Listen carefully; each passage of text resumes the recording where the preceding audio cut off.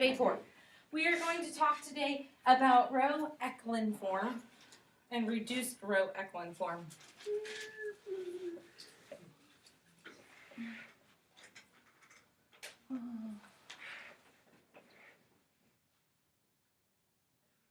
Okay, there are 3 rules to this as well, kind of like our augmented form yesterday and our elementary row operations. So the first thing, a matrix is in this form has the following properties. 1, any rows consisting entirely of zeros occur at the bottom of the matrix. Any rows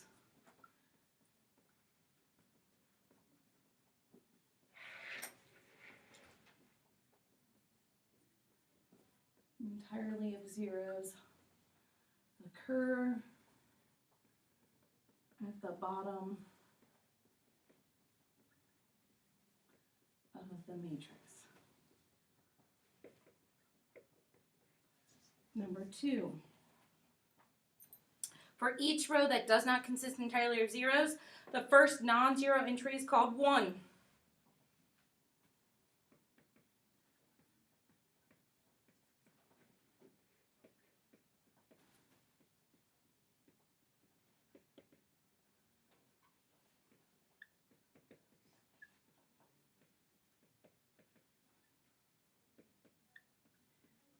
First entry is 1. Okay. It's 1 and it's called a leading 1. Okay. And then the third row is for 2 successful non-zero rows. For 2 successive non-zero rows.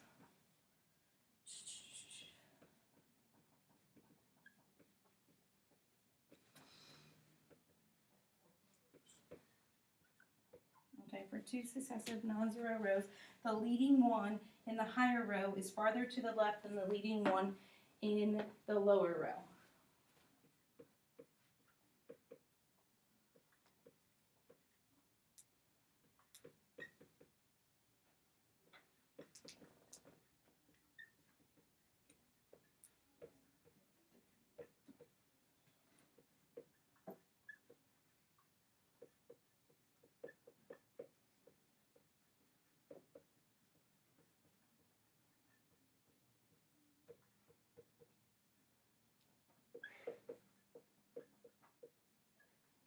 Okay. With that being said, we're going to determine whether each matrix is in row echelon form. If it is, determine whether the matrix is in reduced row echelon form. Okay. So let's take a look at some things.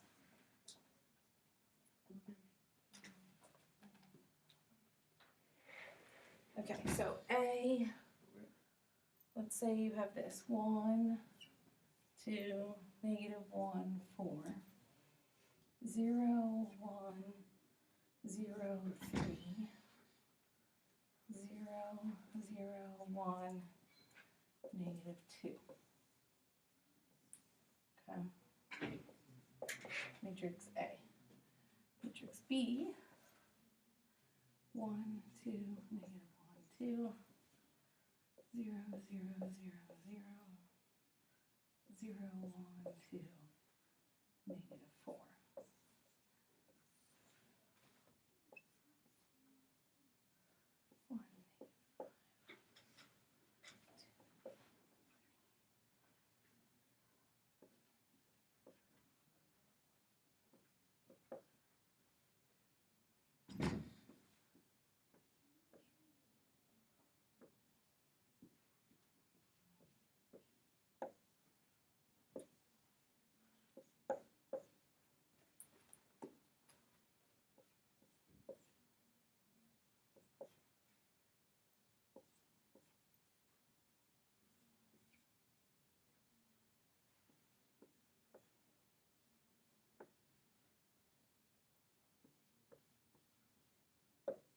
Okay, let's start with those. Okay.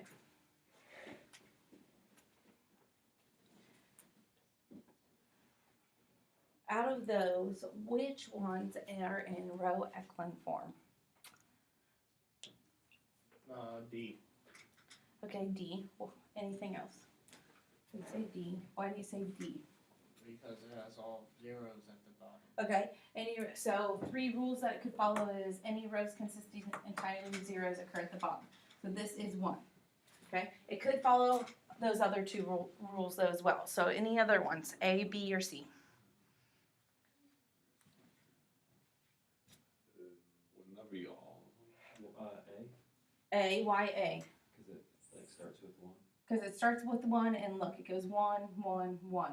It's consistently further to the right each row that I go. Okay, good. Anything else? Oh, that's what you meant by that. Yep, that's what I mean by the successful non-zero rows. Leading one is higher in the row and further to the left. Okay. Any other ones? Well, you said any row not consistent with zeros.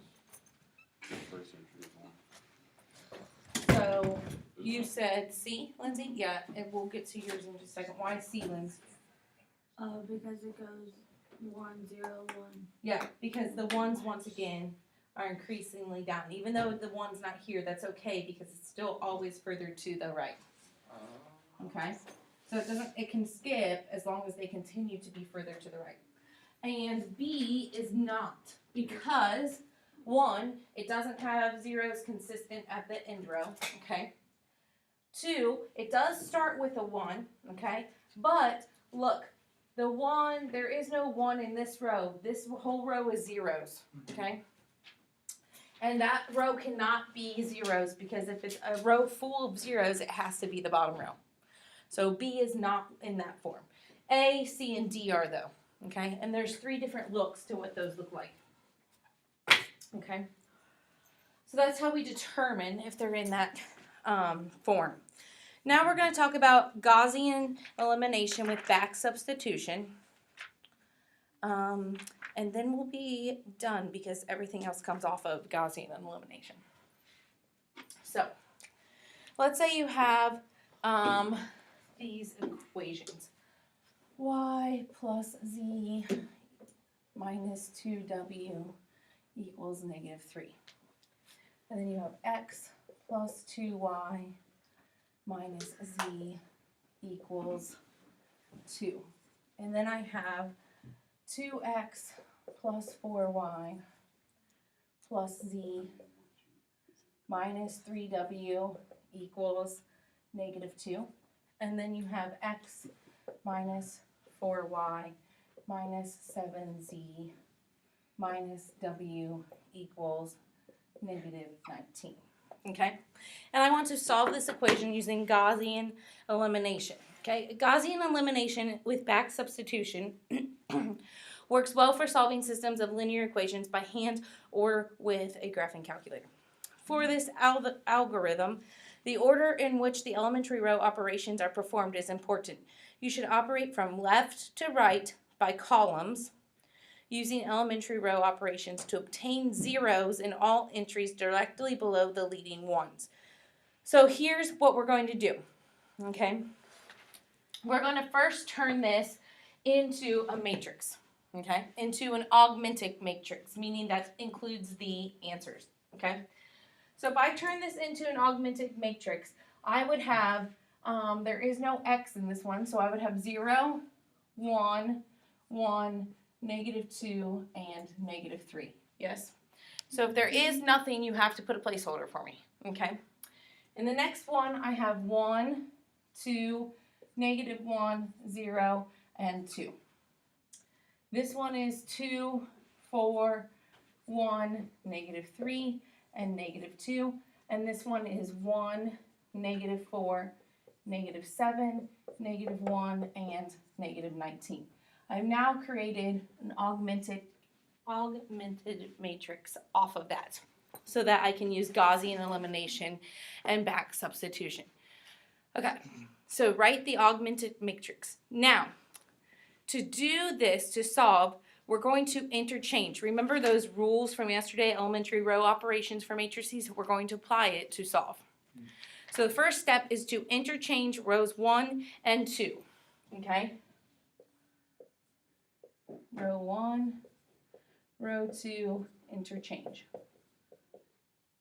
So I'm going to rewrite it into this form. I'm going to put this up top and this below.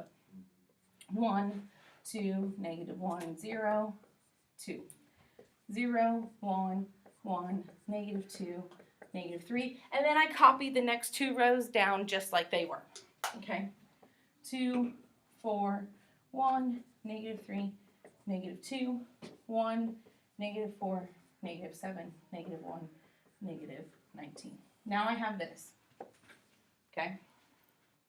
So the first step is interchange row 1 and row 2. So the first column has the leading 1 in the upper corner. We wanted this in the upper corner. Okay? Now you're going to perform operations on rows 1 or on rows 3 and 4 so that the first column has zeros. I want everything else below this to have zeros because what I'm doing is eliminating the x so I can go back and substitute it in. Okay? So I'm solving for x right now is what I'm doing. Okay? So how can I eliminate this row here? What do you have to do to eliminate the 2 there?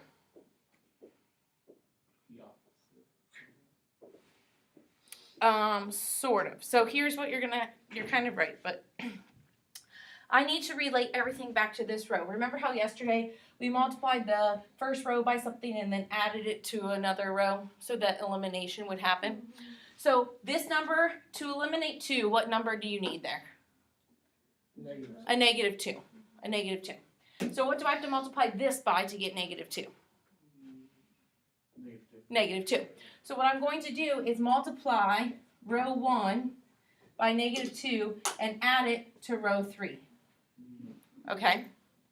I'm going to do that. Now, down here, how do I get rid of negative 1? Or how do I get rid of 1? Negative 1. So what do I multiply this by? Negative 1. So I'm going to say negative 1 times row 1 plus row 4. And I'm going to do these operations onto these things. Does that make sense? So that I can get zeros in those leading spots. So if I multiply this top row, I'm going to do all my math over here so that it's room.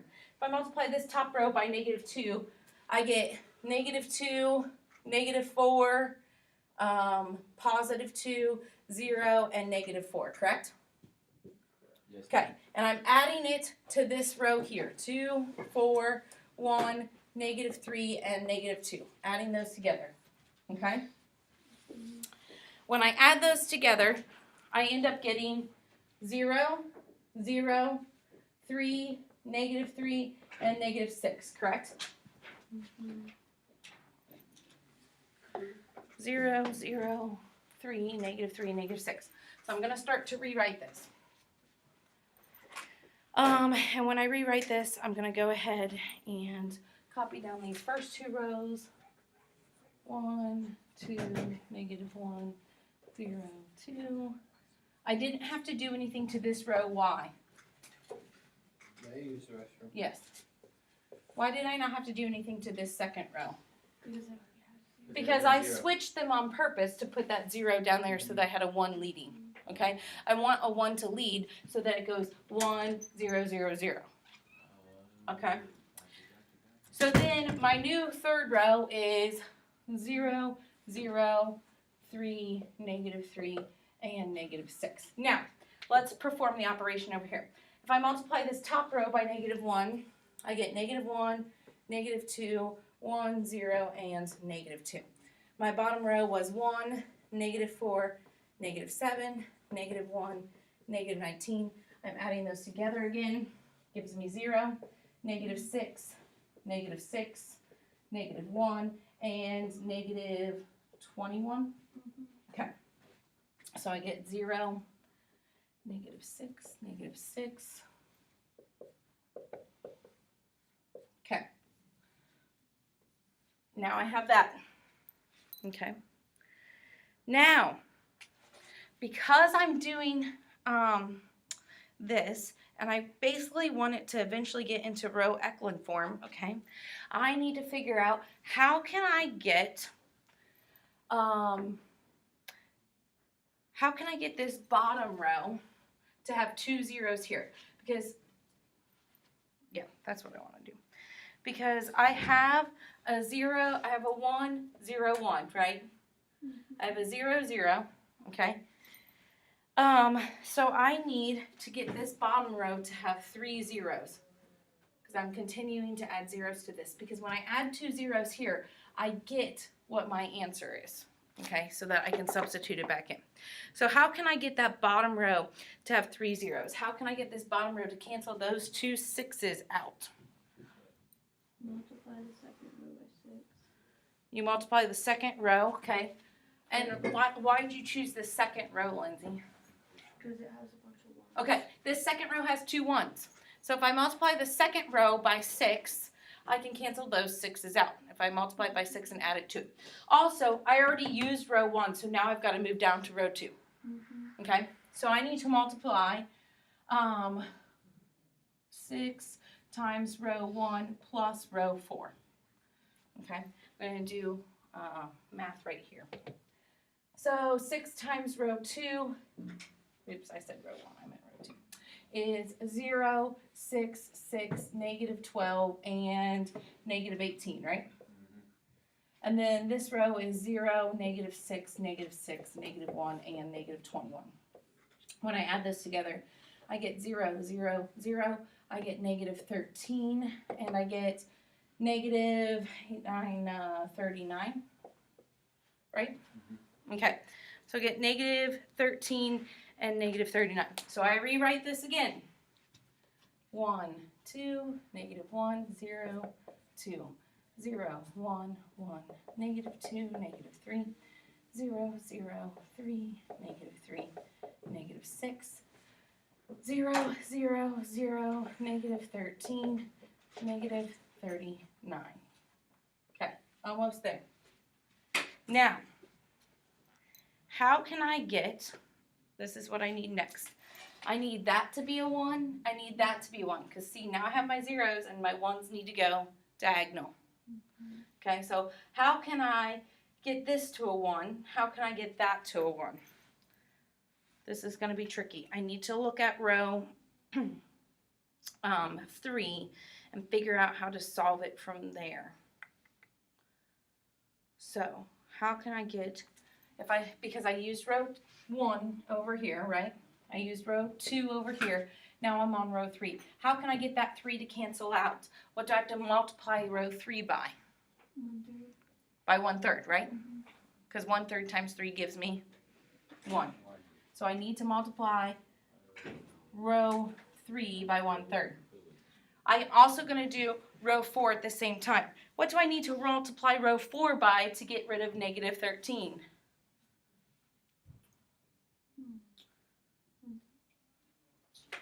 How about negative Yeah, 1/13? So negative 1/13 will change this to 1. Okay, now I'm going to rewrite this. The top is 1, 2, negative 1, 0, 2. This is 0, 1, 1, negative 2, negative 3. This becomes 0, 0. It becomes 1, negative 1. And negative 6 times 1/3 is negative 2, right? And then this becomes 0, 0, 0, 1. And then what is negative 39 divided or multiplied by negative 1/13? So negative 39 divided by negative 13, right? 3. Beautiful. And I get positive 3 here. Okay. Now, we've changed all of our rows so that I have zeros, so I have 1s diagonally, which is the goal, to get 1s diagonally. Okay? The matrix is now in row echelon form and corresponding systems. Okay? So now I can change this back to x, y's, z's, and w's so that I can solve. Watch this. This changes to x plus 2y minus z equals 2, because that's a 0 for w. Okay? Wait. X. X, y, z, w. Okay? X, y, z, there's no w, 2. Oh, Okay? okay. I have no x, correct? Right. I have a y. I have a z. And I have a negative 2w equals negative 3. I'm gonna leave a gap here so that I can line it up, okay? Here I have no X, no Y, I have a Z, and I have a negative W equals negative 2. X, Y, Z is gone, I have W equals 3. Wait, I'm confused. Why did you plug in the 2y but not the 1? Oh, it's 1 and 2, right? So now look at this. All I have to do is back substitution every time to get all my things. No, it's 1. So W equals 3, so if I plug it in up there, Z minus 3 equals negative 2, meaning Z equals 1. Okay? Then I plug Z and W in up here to solve for Y. Y plus 1 minus 2 times 3 equals negative 3. So Y minus 5 equals negative 3, right? So Y equals 2. Then I plug in Y and Z up here to solve for that. Oh, X plus 2 times 2 minus 1 equals 2. So X plus 3 equals 2, which means X equals negative 1. Okay, so now I have my Y, my X, my Y, and my Z, and my W. So I have negative 1 for X, Y is 2. Negative 1 for X, Y is 2. Z is 1, and W was 3. And I have solved my system. So your whole goal is to switch whatever row it is that has a 1 up to the top. So whether that was row 4 and row 1, you switch row 4 and 1. If it's row 1 and row 1 already has it, you don't switch it. you just start doing that. Yes, then you just start figuring out, okay, now that I have these switched, I need to eliminate this and make it a 0. How does it compare to the top? How can I change it to a 0? Like, you just keep going back and forth until you get everything. So this has to be a 1, then you have to have a 0 a 1, 2 zeros a 1, 3 zeros a 1, and that way you have an answer. Okay, it takes time. Yep. But that's what we're looking to do today.